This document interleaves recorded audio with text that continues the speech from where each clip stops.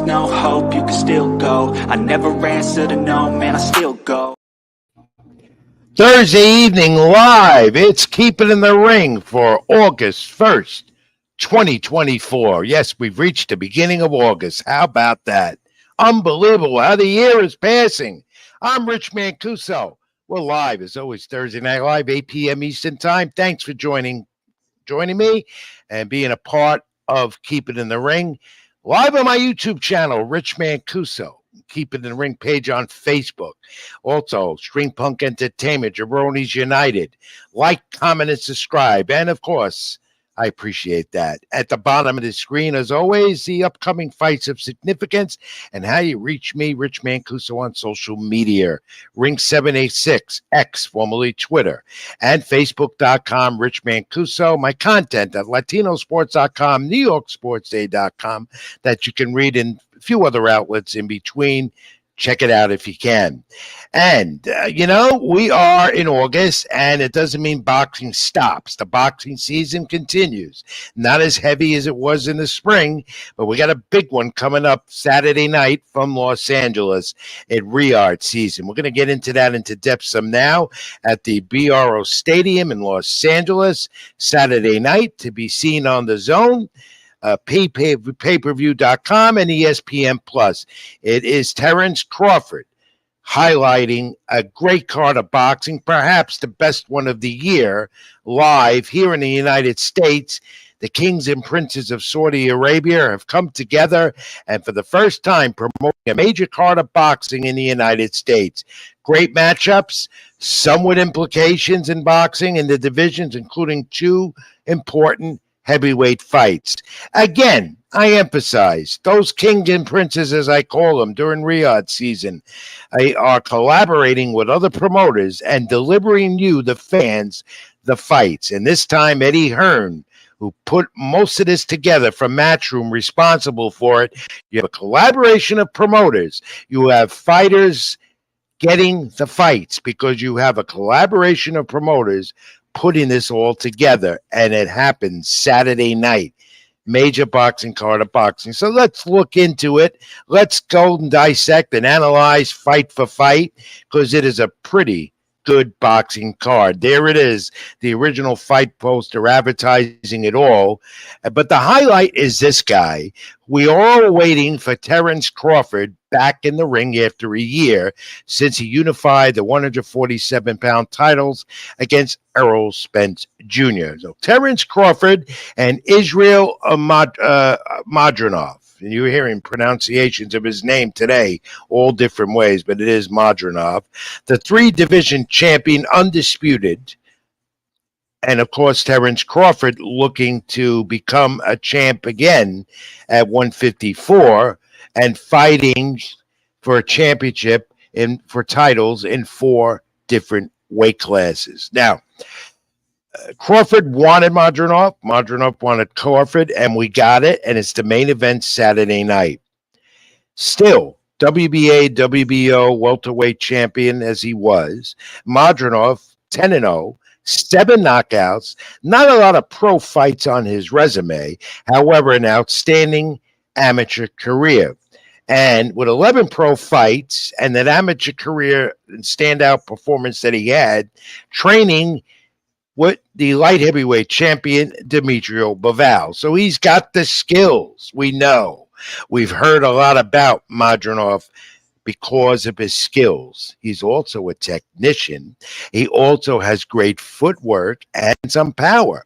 And we will be able to see Terrance Crawford withstand that power at 154. At the press conference today in Los Angeles, Crawford said it doesn't matter who he fights when he goes up in weight. And we've seen that many times before in his illustrious career, that many consider Crawford to be the best pound-for-pound fighter right now in boxing. You get the arguments that Canelo Alvarez is number one or someone else. But to many, Terrance Crawford is the pound-for-pound best. And if he wins this fight, there'll be no doubt about that. He will. The other thing is, if Terrance Crawford wins this fight, he's in the discussion all the time about possibly moving up another weight again, fighting at 168 and getting Canelo Alvarez, the once unified champion at 168. But that all depends. If Canelo would want it, that all depends if Terrance Bud Crawford moves on Saturday night. But Crawford has not been active. That might be the one thing that could be his setback. But knowing Terrance Crawford like many do, he is always in shape. No matter what weight he fights at, that pound-for-pound billing that he gets as the best is definitely a part of his resume and part of his repertoire about the type of fighter he is. Skillful, technician as well. Also, Terrance Crawford likes to finish off opponents. We know that. He might start off slow again Saturday night, but then towards the 7th or 8th round, if it's still going that far, he goes to the finish. When asked today, Terrance Crawford was asked what he thought his prediction would be of this fight Saturday night against Madrimov, and he simply said, win. And my friends, that's a great answer. He didn't give the answer about knocking his opponent out. And he said if it goes to decision, it goes his way. And you know, when it goes to the three blind mice at ringside in a fight like this, if it does go the distance, hey, who knows? I do expect, though, Terrance Crawford to win this fight Saturday night, not easily, and I do expect him to finish off Madrimov probably within 8-9 rounds. Take it if you want, take it if you're not. It's going to be a good main event Saturday night in Los Angeles as a part of Riyadh season and Matchroom Boxing and the kings and princes of Saudi Arabia putting this all together. And again, the big question, Terrance Crawford wins this fight. Is he the pound-for-pound best in the sport? And if so, who does he face next? Does he try and unify at 154 and become a 4-time champ in different weight classes? Or does he decide the next move is the big one that'll make an awful lot of money? That would be the fight of a fight. Him and Canelo Alvarez. That remains to be seen. And my opinion, folks, and I want your opinion on this, comment if you want. Like, comment, and subscribe to the channels, and give me your comments.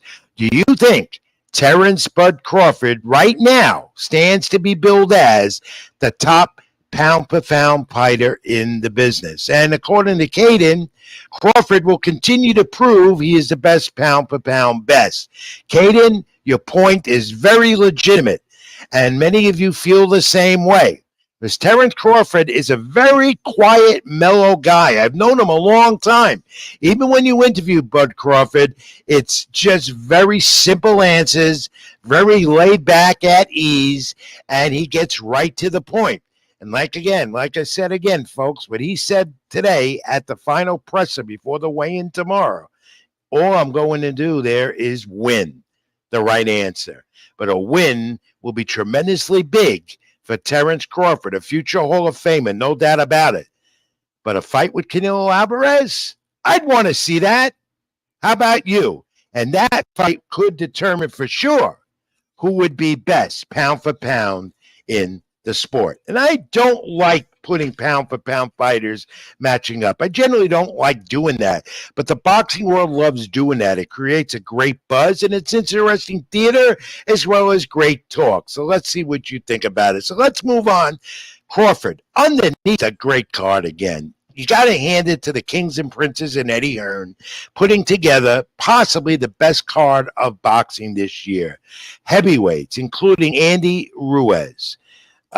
Andy Ruiz, of course, best known a few years ago for dethroning Anthony Joshua at Madison Square Garden and getting the heavyweight titles. And since then, he put on a lot of weight, and since then, he's been in and out of the ring. Now he's in terrific shape. But now he's got Jarrell Big Baby Miller, another heavyweight out of Brooklyn, New York, who's had his share of problems in and out of the ring. There was a time when you thought Big Baby Miller was going to give it up, but he's back. He's not going to weigh 333 pounds for this fight Saturday night against Andy Ruiz. He's in much better shape. He's lost a lot of weight. But the implications for this fight for the heavyweight title, the implications for the heavyweight rankings and the title mix. It's it's either win or go home. That's basically what it's like. And like Crawford and Madrimov, two undefeated fighters. This one, though, is more like win or go home. Again, we don't know what Andy Ruiz can still do. Everyone said he was done after losing the titles that he won from Anthony Joshua. And then again, we don't know much more about what Baby Miller can do ever since he put on all that weight, and now we don't know. So now we get Al. Scott, we'll put that comment up again because I like to read all the comments. I thought this was Rummy's Corner voice I don't know what he means by that, but thank you for commenting anyway. Your voice, actually. Yeah. Is that what it was? No, I don't know, whatever. Thank you anyway. It's a slimmed down Baby Miller who probably give him more speed there in the ring. And I'm anxious to see what he can do against this guy, Andy Ruiz. And I'm anxious about this heavyweight fight because a winner is in that title mix. Ruiz wants Joseph Parker. Baby Miller's trying to get back up there. But again, it's win or go home. Who do you got in this one? Who do you got? Fans, I like Andy Ruiz to take this fight. Despite big Baby Miller, Gerald Miller, looking best shape that he's been in a long time, I still take Andy Ruiz. He's been more active, and I like him to move on. Then you got this young heavyweight fighting.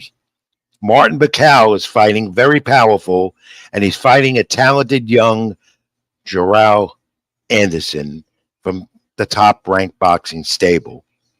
Anderson's 17-0 and 15 knockouts, so we know his knockout capability.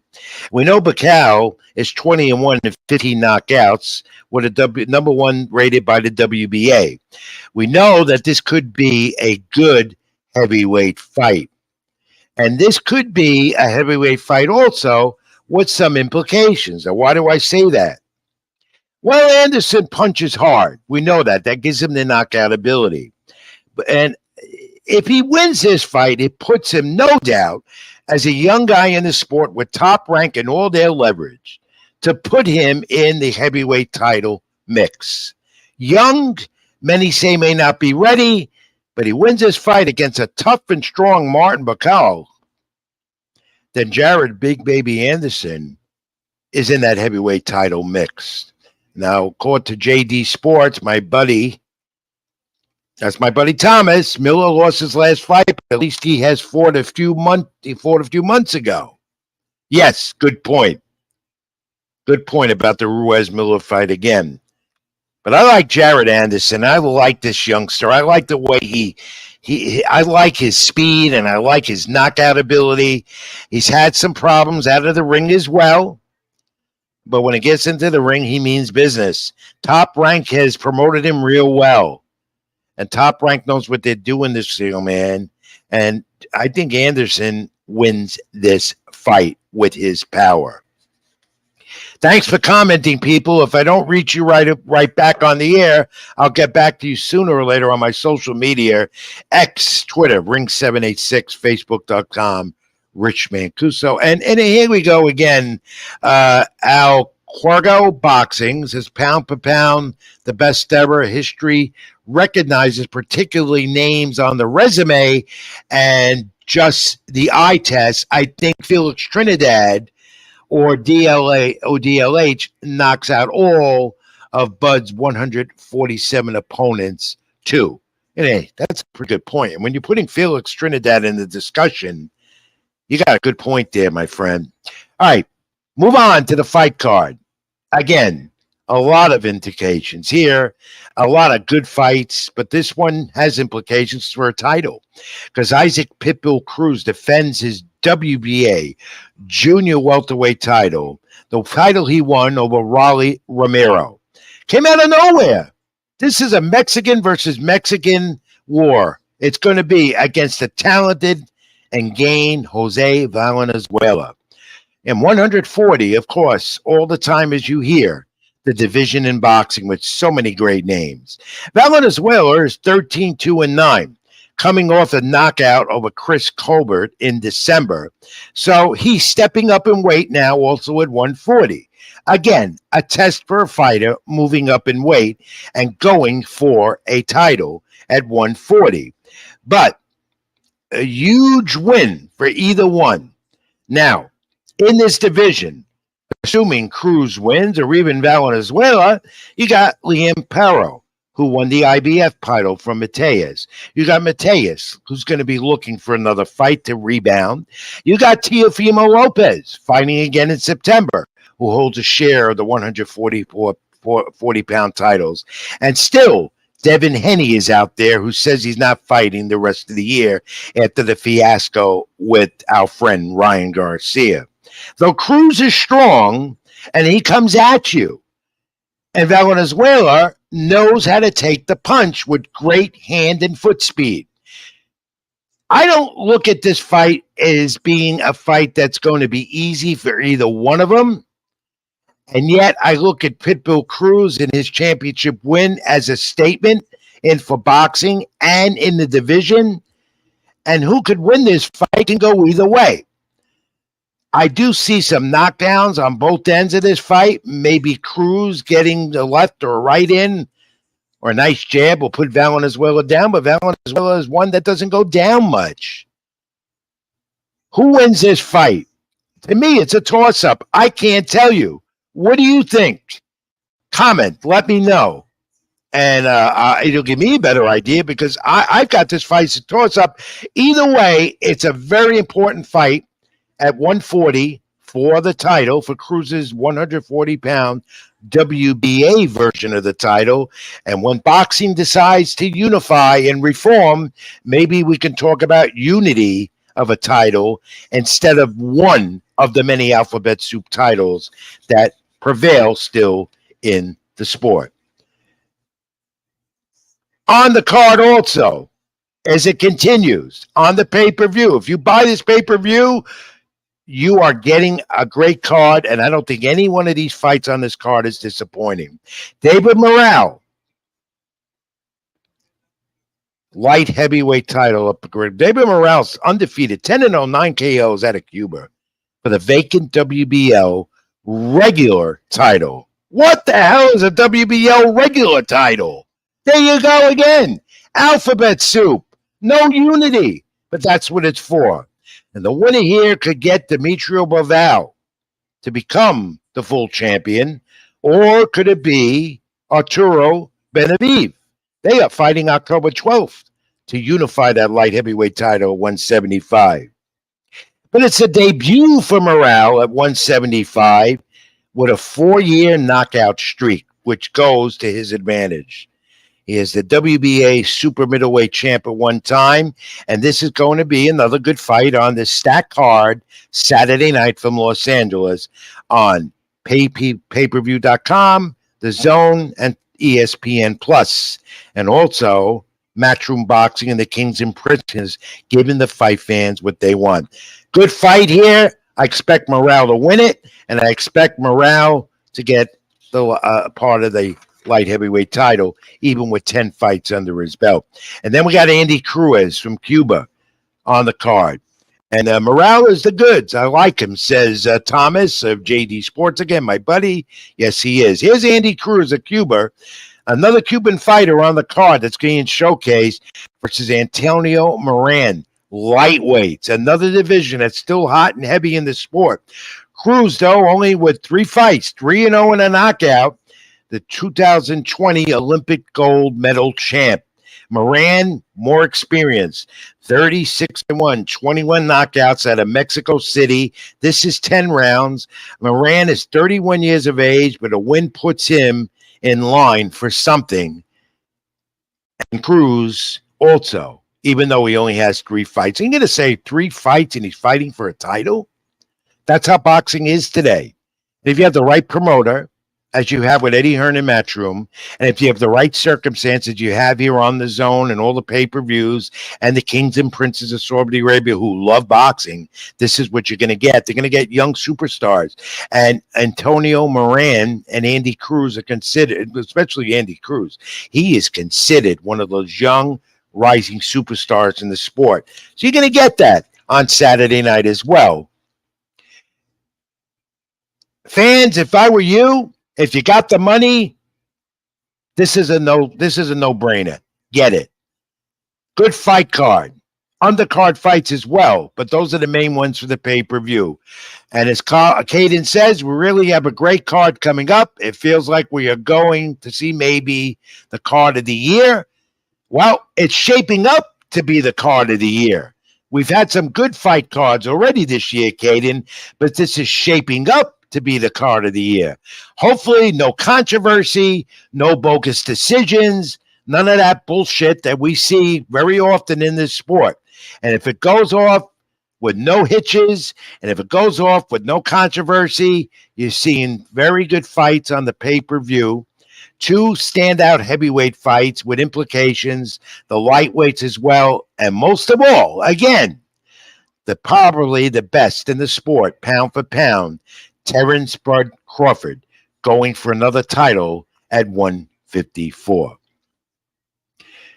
Past weekend, heavyweights were on display again. And let's go to the punch stats and look at Derek Chiosa's power punches. The unanimous decision land the win over Joe Joyce. He landed more in total punches, 211 of 835, which is phenomenal. And Chisora, 192 of 564, 34%. Chisora dropped Joyce with that right hand in the 9th round. Judges had it 97-92, 96-94 twice. Good fight, close. The underdog Chiosa in the heavyweight title mix as well. The heavyweight title getting interesting because we're going to get Fury Usyk in December again, the rematch. And then we have Jared Anderson who could win, and we have Joe Joyce still, and now we got Chiosa and Joseph Parker. You know, you can go on and on. The heavyweight division is getting very interesting again. This fight had some implications. Chiosa with the power punches, with the decision. I saw that fight, and I thought it was a pretty good heavyweight fight. And you don't get to see heavyweights go at it like they did. And that was a barn burner. Good one in the UK. All right. Let's talk about something that bothers me, and it does. Why do fighters that are retired have to get back in the ring and fight these bogus exhibitions? It means nothing. All it means is putting money in their pocket, you looking to go back to the glory days, seeing these guys again. And here we go. Today in New York City, I didn't go. Floyd Mayweather Jr., the undefeated champion, Hall of Famer, with all the money, who did so much for the sport, but he can't get rid of the sport. He loves being around it. He's a promoter as well, but he still wants to fight, but exhibitions. It's a rematch with John Gotti III. Set for August 24th in Mexico City, 6-round exhibition. It's going to be on the zone. Co-main event is also another fighter who no longer fights. Once was a WBC welterweight champ. 8-round exhibition for Victor Cruz. Remember he fought Floyd Mayweather and got annihilated, the back of the head punch because he turned his head. Well, you know, Floyd Mayweather's going back into the ring again. He's fighting Gotti again. They fought before. I guess they want to settle the score, and then they're talking about a trilogy in an exhibition. Come on, give me a break. It's all about the money. That's all it is. Floyd, why don't you sit down, handle fighters, give them advice like you do in the best way you can. Stop with these stupid exhibitions. They're just a waste. But it's on the zone if you want to watch it. August 24th. And Floyd today in New York City said this at the press. He said it's not that he needs the money. He wants to compete. So that's what it's all about.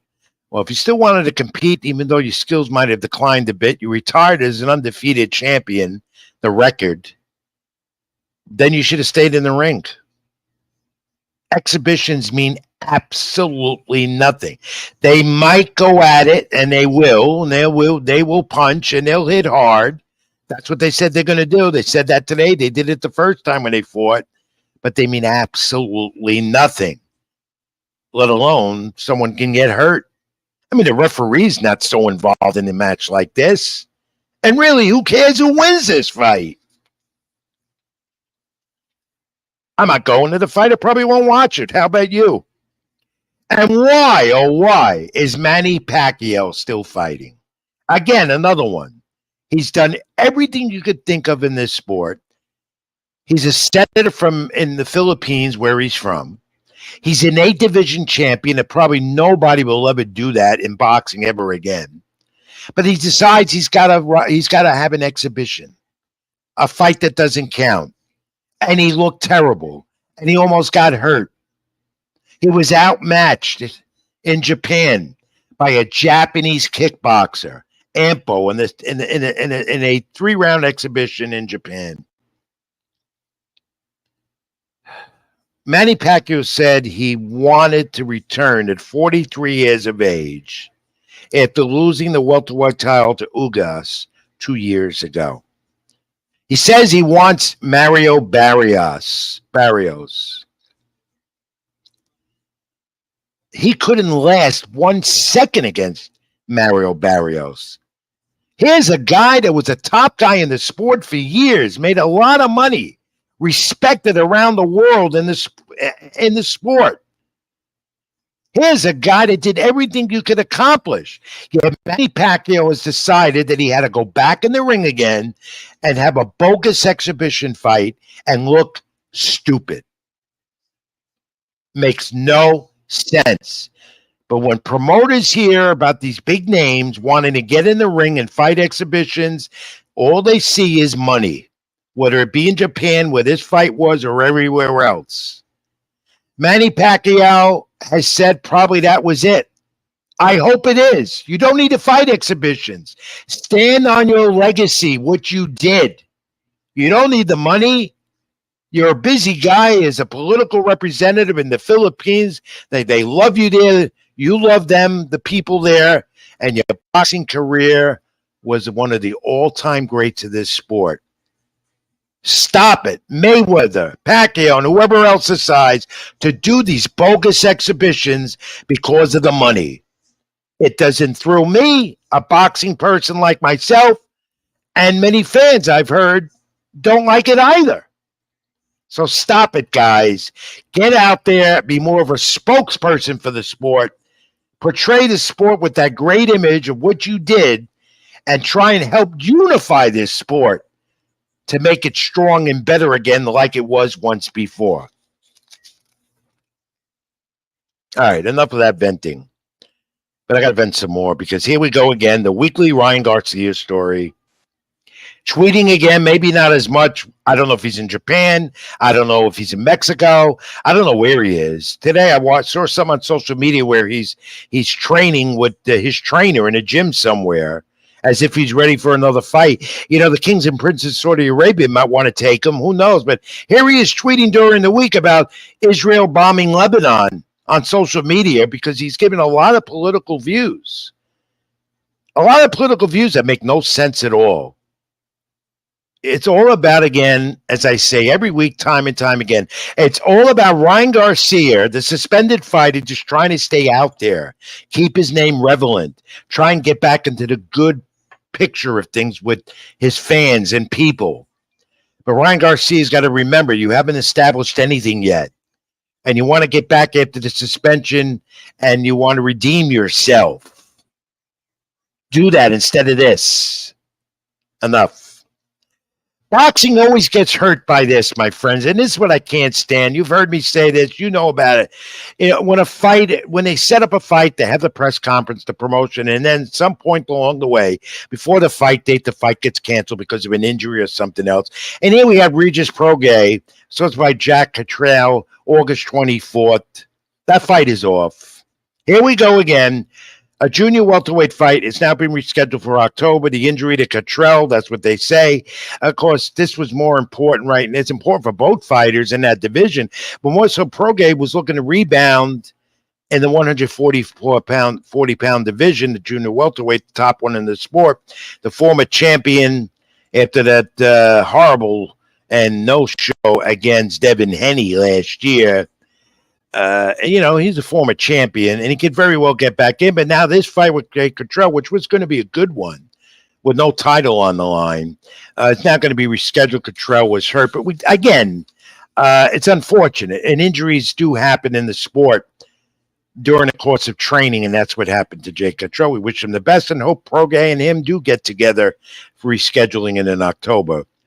All right, the IBF has ordered number one super middleweight William Skull, 22-0, 9 KOs, to oppose Vladimir Shishkin, undefeated, 16-0, 10 knockouts, for the vacant title, IBF title, 168, once held by the unified champion, Canelo Alvarez. Here we go. Unification. Canelo unifies those titles. 4-belt era, first time. Absolutely means nothing because it's not unified. Because the IBF, one of the major alphabet soup organizations, says, no, you didn't meet the mandatory, So, Daniel, tomorrow, am I God? No. Are you?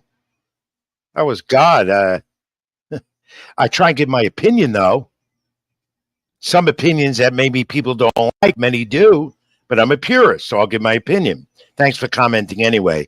Canelo Alvarez no longer has the IBF belt, and he's fighting Edgar Berlanger September 14th in Las Vegas, but the title's not unified. And that's a fight we look forward to on the 4 calendar because the IBF, the Alphabet Soup Organization, says you're no longer going to have that belt because you didn't meet the mandatory. Instead, it's going to be Skull and Shishkin with Canelo without one of the belts fighting Berlanger. Canelo stripped. Unity, reform, same old story. We need that in the sport. So things like this don't happen time and time again. And Top Rank, look at this. Did you hear about this? Conflicting reports about it, but I've been able to verify it. Jaime Munguia, who's been an Oscar De La Hoya Golden Boy homegrown product. Remember, he went the distance with Canelo Alvarez this year? Well, then, 43-1, 34 knockouts, undefeated at one time. He's fighting now under the Top Rank boxing banner. Top Rank, and Bob Arum picked up a great fighter. Munguia has power, speed, he's got it all. Delivers, he's got all the goods. Eric Bazayan, 32-0, 23 knockouts. And Munguia, Friday, September 20th, Glendale, Arizona, ESPN televised super middleweights. Once with Golden Boy, now with Top Rank. Great coup for Top Rank. They have Jaime Munguia. And again, I got an unofficial confirmation that Munguia is no longer with Golden Boy, but Golden Boy is a part of this show. More to come on that. Big news. All right, no, the boxing talk, it's always there. He's still under Oscar De La Hoya. Clarify that me for Thomas, because I don't know. It says Thomas is on this more than me right now. Berlanger and Canelo press conference. Yes, that will be officially announced in New York Monday. I'll be there. I think you will too, Thomas. And it's a 2-city tour. The next day they're in LA to promote their fight. Thanks, Tom. Tom, clarify that for me. Why De La Hoya is still with Munguia, and yet is Munguia just fighting on a Top Rank card? Or is he on the Top Rank banner? Or is he still with De La Hoya? That's what I'm trying to confirm. I haven't been able to get that. Unless I'm stupid, I can't clarify that. So, Thomas, try and comment and let me know about that. UFC news. But again, that's boxing for you. You never know sometimes. UFC news. Dana White, not happy. He's venting. He's venting because Canelo Alvarez is fighting next door at the T-Mobile Arena. His UFC 306 card is right down the block at the Sphere on the same date. UFC 306 is Sean O'Malley versus Narab.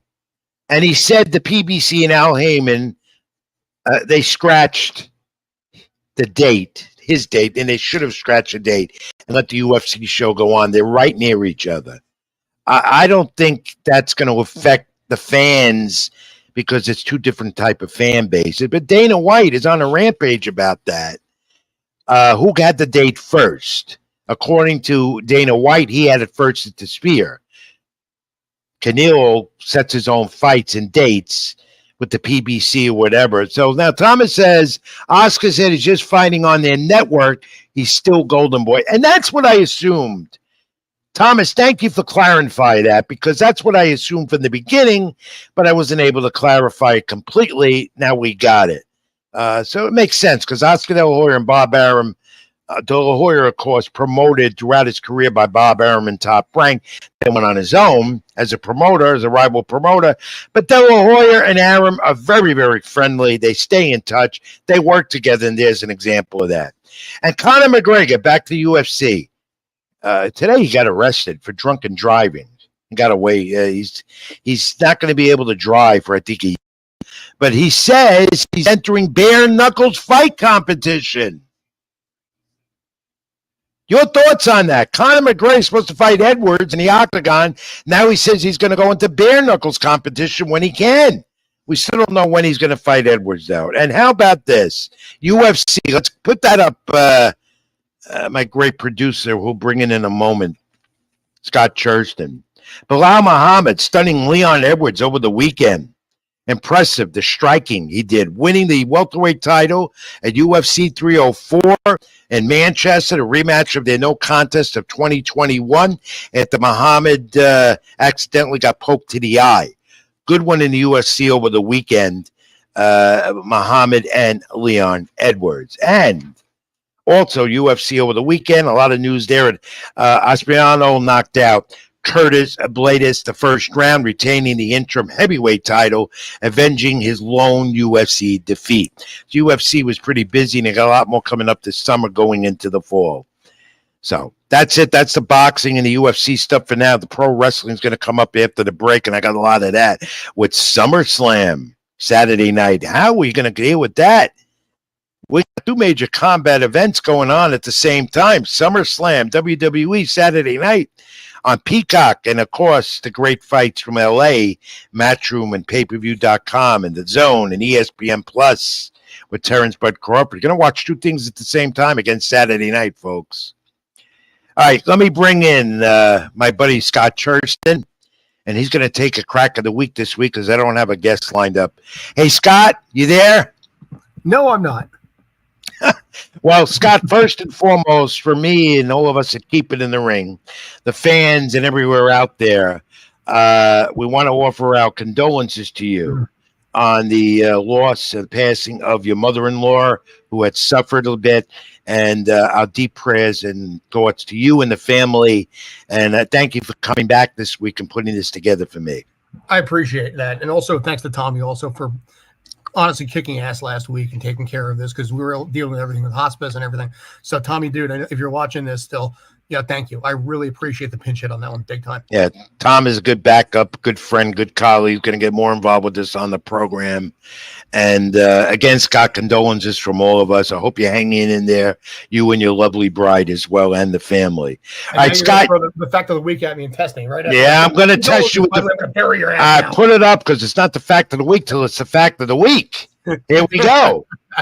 It deals with WWE and SummerSlam, of course. All right, Randy Orton, you know him. Yep. What did he achieve at SummerSlam 2004? Way back. 2004? Yeah. In 2004, Randy Orton was still a rookie in this business. How old was he back then? Oh, well, I don't know. Maybe in his early, he's got to be like 22 years old. Oh, God. Kind of makes me think. What did he achieve at SummerSlam in 2004? Was he the youngest to ever win? Yeah. Yeah. You're almost there. 24 years of age then. Yeah. Okay. I could give you if it had something to do with the age on that, because okay, that makes sense. So. Well, he pinned Chris Benoit. Mm-hmm.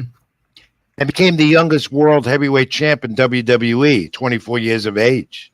That's what he did at SummerSlam in 2004. Okay. There you go. Yeah. How about that? You were almost there. All right. And Randy Orton's not a part of SummerSlam this year, but there are many others, and we're going to get to that when we take this after this brief timeout. Scott, again, our condolences. I'm sure I'll get back at you before the end of the night, okay? No doubt of it. Thank you, guys. Thank you. All right, let's take this first brief timeout. We're going to go an hour tonight, probably the most.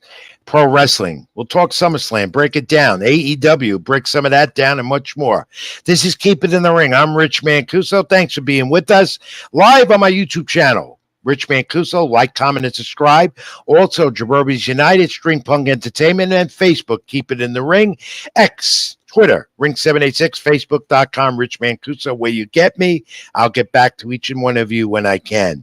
Stay with us, folks. The wrestling talk coming up next. This is Keep It in the Ring. I'm Rich Mancuso. Even when you feel low, you can still go. Even when you feel slow, you can still go. Even when there's no hope, you can still go. I never answer to no, man, I still go.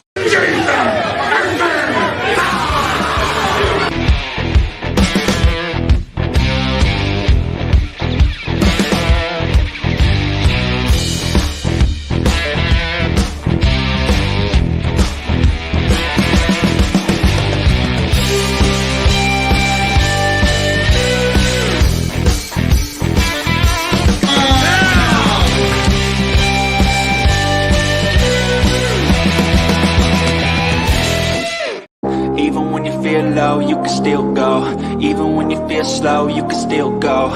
Even when there's no hope, you can still go. I never answer to no, man, I still go. Yes, Pandemonium coming up October 12th, Viper Center in Jersey. Yours truly, Rich Mancuso, will be on the commentary team again with Tommy Cairo. Jason Knight's ACW returns. Pandemonium, the rematches. The former ECW superstars on the card with Jason Knight, the legend in this business. And we'll be there and look forward to it. And we'll be promoting more of this in the weeks to come leading up to October 12th. All right, the Pro Wrestling Report. Also, Carl, thank you for joining me, my brother. That's what you definitely are. Hope all is well at home. AEW, and the talk is Shane McMahon going elite? There's a tremendous buzz about this because Shane McMahon, not Bryan Danielson, we'll get to him in a moment.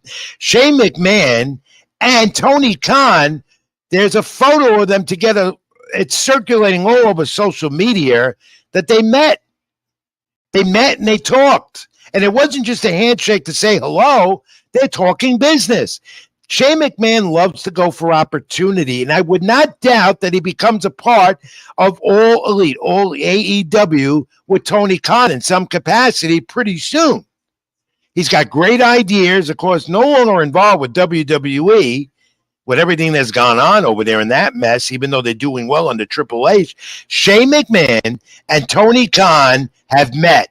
We know that's true. Those were not images that were made up. That's all over social media. So we're going to watch that as it develops, my friends. Bryan Danielson and Swerve. Yeah, that's coming up at AEW All In at the end of the month from Wembley before 80,000 fans. All In's going to shape up to be good. Bryan Danielson says he's healthy, but this might be it for good. He does have the contract in balance with AEW, but he's going to get Swerve for the title. And what could be his last match at AEW All In? Darby Allin last night gets his big match at Grand Slam coming up in New York at the National Tennis Center in Flushing Meadow, Queens. And MJF with his American title. All of a heel like he's never been before. AEW ratings have been up a bit. And that's because they're still negotiating a new Warner Brothers time or media rights deal to where their programming will be seen. But it's been much better and much improved, of course, because MJF is back. The top heel to me in this industry, especially the way he handles the microphone in the ring. And Mercedes developing her stable to go against Dr. Britt Baker, which will be part of All In at the end of the month on pay-per-view. AEW is still not out of it, my friends. And if Shane McMahon joins All Elite, it's going to get hot and heavy with WWE competition. Maybe not overtake them, but make it that more interesting. All right, WWE, we all know SummerSlam coming up. But it was good to see this over the weekend. Triple H brought back Jesse the Body Ventura. There was a reunion. You got that image up there? There it is, with CM Punk shaking Jesse the Body Ventura's hand. And he's in his hometown of Minnesota, where he was the governor. He says he's home. Triple H says all these guys, when they come back, are home. Jesse Ventura and Greed, and shaking hands with CM Punk was interesting. That was good to see. Jesse Ventura's back. I don't know if he's going to be signing a Legends contract with them or what, but he's back there, and you'll see him more at WWE. And now we go to SummerSlam. Before that, Survivor Series officially announced today by Triple H, November 30th. Peacock, of course, and it's going to be in Vancouver. Survivor Series War Games, and it's going to be official November 30th in Vancouver. So WWE continuing to take their PLE events out of the country somewhere else. So interesting. There's a lot of money there, and they're doing well when they take their shows out of the States. All right, SummerSlam is the big show and the big buzz. And thank you, Carl. Brian Dale said that once his daughter was at a certain age, he was going to retire. Yeah, I had heard that also. Thank you, Carl. Thank you all for your comments, and I really appreciate it. We're getting bombarded with comments on the program. I really do. War Games, I'm going to talk about that in a moment, Katie, and I think it's going to be a Survivor Series match with the Bloodline, the new Bloodline, and the one that Sikoa currently says he is the head of the table. SummerSlam in Cleveland is expected to draw a gross record outdoors Saturday night. Again, if you're a boxing fan and a wrestling WWE fan at the same time, like me, you're going to watch two shows at the same time. I hate when that happens, and it's happening again. But this SummerSlam is shaping up to be a very good one with a lot of interesting storylines, including this one now. We'll put this up now. Roman Reigns. Not that one, Scott, but that one. Solo Sikoa against Cody Rhodes. That guy, Roman Reigns, rumored to show up to begin the war that he's the head of the table and not Sikoa in his faction of the Bloodline. That's going to be interesting. And then Roman Reigns could get involved in the Cody Rhodes Solo Sikoa match, which then would give you an idea that Cody Rhodes and maybe Roman Reigns, arch enemies, are going to align themselves with this new Bloodline. Maybe Jimmy and Jey Uso will be a part of that as well. Look out for SummerSlam Saturday night to see where this goes. Sikoa will not win the title, but where will Roman Reigns be? Will he show up? Rumors are very heavy he will. That's his return, which will then set up a War Games pay-per-view Survivor Series match. 2 rings, Bloodline of Sikoa, Bloodline of Roman Reigns and his team. It's going to be an interesting SummerSlam to see that. To also see Gunther and Damian Priest. Judgment Day. Maybe a division going on there with Finn Balor, who's aligned himself almost with my favorite there, that I can't stand her. I cannot stand Liv Morgan. There's something about her I never liked her, never will. All right, and she's crying now with Dom Mysterio and Rhea Ripley, and that's going to be another good one. Where does Dom do here? Does Dom align himself with Ripley? Does he turn on Rhea Ripley? Been playing with her all along and go with Liv Morgan and help Morgan retain that title? CM Punk and McIntyre with Seth Rollins as the referee. Does Rollins turn heel as the referee here? Because Rollins is always in the talk with Punk. Does McIntyre finally get the title? All of this, great storylines that have been built and developed by Triple H. He loves to do that. That's why he's so good at creative. Bayley and my favorite, Nia Jax. I think it's time for Nia Jax. I think she's going to win the title from Bayley. I've always loved Nia Jax, and I think she's going to win that. And how about AJ Knight and Logan Paul for the U.S. title? Another good one. I think that Knight, it's his time. He's had numerous chances, and now I think he dethrones Paul for the U.S. title. I imagine a War Games match of Roman, Uso, Sammy, and Cody against The Rock, Tonga, and Tama, Soto, and Jacob. tongue twister there, Caden, but a good one. Good thought. Thank you. And how about Sami Zayn and Broner international title? Another good one. Sometimes a good card. Good card. It's going to be action-packed, 3 hours from the beginning to the end, and everyone's suspense with the return of Roman Reigns, probably with Paul Heyman. And also the other big interest, again, Punk, McIntyre, Rollins. And I think the other one is Dom, the Triangle. Rhea, Dom, and my favorite, Morgan.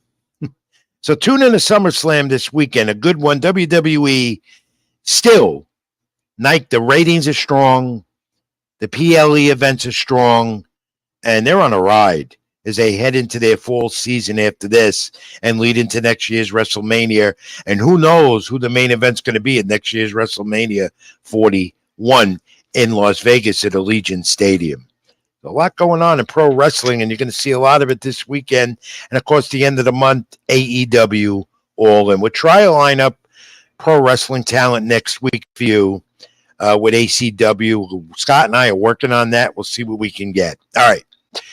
So let's take this other brief time out and wrap it all up. When we come back, I'm going to vent a little bit about the state of the Olympic boxing teams and Olympic boxing. There's a lot of controversy going on there at the Olympics right now.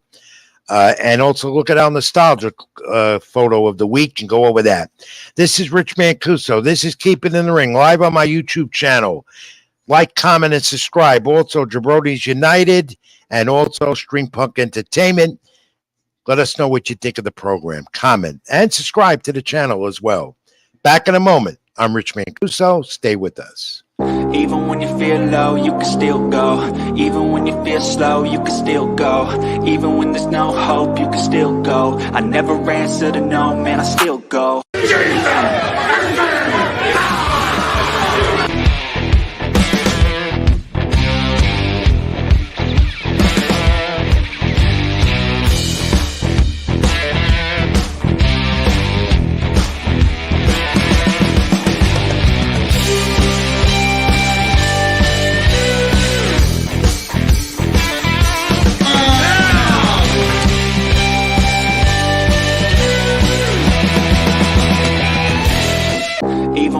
Low, you can still go. Even when you feel slow, you can still go. Even when there's no hope, you can still go. I never answer to no, man, I still go. Pandemonium, October 12th. More next week, the weeks to come. Look out for that, ACW. Pandemonium, the rematches. Yeah, I got pandemonium going on right in front of my face. I got a fly flying around me. You ever get that? It's so goddamn annoying. Stop. Why you got to come after me? Leave me alone. I'm trying to get him. He's flying back and forth. Fly swatter, whatever. I'll take care of him when we get off the air. I'm going to go on a war. My war is with now the Olympics and especially the box. You know, I was a part of it. 1984, when as I told you last week, and I recapped, the 1984 Olympic team, USA, best one we probably had with all the gold and the medals. A lot of those guys went on to become successful pros. And now, you know, this talk that the Olympics in 4 years again in Los Angeles won't be part of the Olympic spectrum and won't be part, at least with the USA, which has become very corrupt, disorganized. And, you know, you saw the images and you saw the story what happened.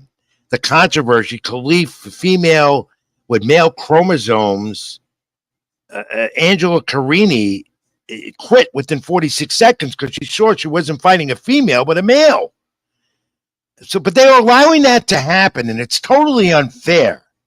I have nothing against transgender, sexual preference, or none of that. It's the principle of it. This is boxing. It's competition. And this was more of a male fighting a female. It drew a lot of attention, a lot of headlines this morning, last night in Paris, and it's just not right. And that's where this has gone. This is where the Olympic boxing program, part of amateur competition, is gone. You can't have pros fighting, and there were pros fighting with some of the other countries. That's not fair. And this was totally unfair and unjustified, yet nobody does nothing about it. So they're talking more and more about banning boxing from the Olympic Games, which has been there from the beginning, a tradition, because there's a lot of also corruption and a lot of things not right with the USA Olympic boxing program. And one of the reasons why we haven't had champions coming out of the USA Olympic boxing team, and as many as they had since 1984, is because of the corruption that goes on behind the scenes. I get to hear a lot that goes on, and I don't report it. And now it might be time, my friends, for me to start reporting this stuff more, because it's not right. And it's causing something that's been such a great tradition to probably become obsolete in 4 years. But this was totally unjustified, wrong, and should not be allowed. And hope we never see it again. And that's no disrespect also to Khalif. No disrespect to her. She has her own preference, but to be in a competition fighting with male chromosomes and looking more like a male with that power over a female who had to quit within 46 seconds, that's not Olympic competition, my friends. Not at all. But on the U.S. side of the Olympic team, Omari Jones is advanced. He's a young man with talent. And Jamal Henry, despite being cut, the featherweight, has a chance for the gold. He advances to the quarterfinals. He decisions Brazil's Luis Oliveira. And here's another thing. If you're a boxing person like me and you want to watch the Olympics, overall, you want to watch the Olympics, and there's so many sports, you can't keep track. But if you have your favorite sport you want to watch, how do you find it? It's ridiculous. It's all over the place. You have to go online or tune in or find it where it is. Is it on NBC? Is it on Peacock? Is it on the USA Network? Where is it? And I have a schedule now where I can finally see some of the Olympic boxing competition. But this was never the case. But with the new $1 billion TV deal and streaming with NBC, they try and show it all over the place, even in the wee hours of the morning, even if they just do highlights. I'd like to see the boxing stuff. That's what I like. That's my favorite part of the summer games here in Paris. So they got to change that as well. They need to have that better organized. Wasn't like that. Never was. 1984, we all knew where it was. But then again, this is 2024, not 1984, right? Speaking about Olympic bar, I saw this. I knew that this young man pitched for the New York Mets. I've talked to him a few times before he got injured out of their bullpen. Daniel Nunez, one of their top relief guys on the New York Mets. Well, I asked some of the players about their favorite sports, and then I found out that Nunez loves boxing and they loved Olympic boxing. And here he is. He did say online, he let everyone know boxing's his game, and boxing the Olympic Games. He's watching, and he's on the injured list right now. He's quite a relief pitcher with the New York Mets, who have their problems. I'm going to go off boxing right now. Met fans, what they just did in May and June, everyone knows I cover baseball as well. That was a farce. It's not going nowhere. Leave that for another time. Read that on NewYorkSportsDay.com. I'll have that up this week. All right, it's about that time. Final points. And let's go to the favorite part of the program that I like. Well, I like it all, but I love nostalgia. I like going back. August 1st, 1987. Mike Tyson, the Hall of Famer, the great youngest heavyweight champion, beat Tony Tucker in the 12th round, unanimous, undisputed heavyweight champion. Las Vegas, Nevada retained the WBA, WBC titles. Again, there was alphabet soup even in 1987. Fight that was then up to 15 rounds.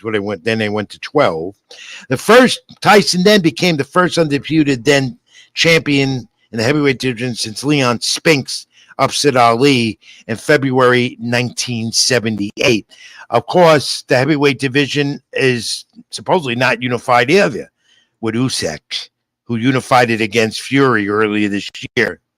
And we know that, again, boxing needs to unify. There needs to be reform. But Mike Tyson was at a time when boxing almost had that type of unity in the heavyweight division. And you know how great Mike Tyson was. And in his fight with Tony Tucker, a 12-round unanimous decision, it was a tough one, but he prevailed. You know all about Mike Tyson, one of the top fighters of all time. And August 2nd, 1980, Tommy Hearns, in that era with Hagler, Hearns, Duran, and Leonard, that great era, August 2nd, 1980, stopped Pepino Cuevas, round 2 of 15. Here we go again. Not 12-round championship fights then, 15 rounds. That for the WBA welterweight title in Detroit. That right hand of Hearns was devastating, and he did that to Pepino Cuevas on August 2nd, 1980. So that's the nostalgia part of the program this week. More next week. We go back in time and we look at some of the fights of the past of significance and some that made boxing history and made the sport the grand that it was and still is, by the way, except there's no unity and reform that the sport needs. The hour is over. We did a lot this week. We recapped the fight card coming up Saturday night. Again, Terrance Crawford looking once again to get another title. And also, does he consider himself, after he wins, the top pound-for-pound fighter in the sport? And does he get Canelo Alvarez next, maybe, as his next opponent? It's a good card of boxing. If you purchase it on pay-per-view, you've got yourself a winner. I don't expect any disappointments on that one Saturday night. And also WWE SummerSlam. If you can catch both at the same time like I will do, then to me, you're a jack of all trades. Good luck at it. My thanks again to my great producer behind the scenes, Scott Churston, puts up with me even through all he went through this week. Again, our condolences on the passing of your mother-in-law from all of us here at Keep It in the Ring and elsewhere. Scott, thank you. And to all of you, as always, for keeping in touch and to being a part of Keep It in the Ring. Thank you all for being a part of the program this week in your comments.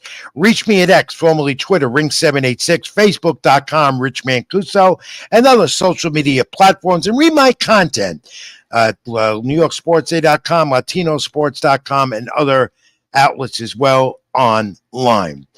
Stay in touch with me this week. You have a good week. Stay healthy. Be good to each other. And most of all, God bless.